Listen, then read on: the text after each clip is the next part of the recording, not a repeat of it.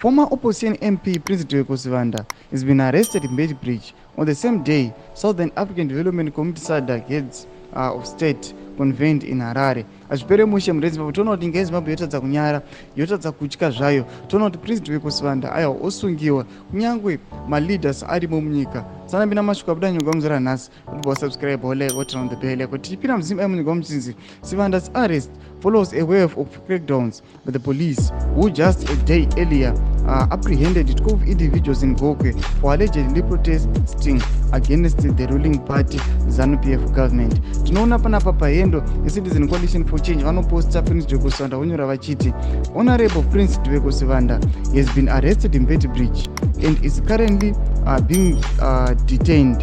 We continue to condemn the regime's ongoing persecution of innocent citizens and demand its immediate release. Tukaona kuna Citizen Coalition for Change vari kumira solidarity with Prince Sabc. Prince Sabc ndiye one of the guys aiwa vaiposta achibudisa nawo kuti aiwa ii Mnangagwa is not fit for the chairmanship. We are going to petition, we are going to demonstrate, tiyati cheratidzira, tiyati konzisa crackdowns. I see and I believe this is one of the reasons why he was captured.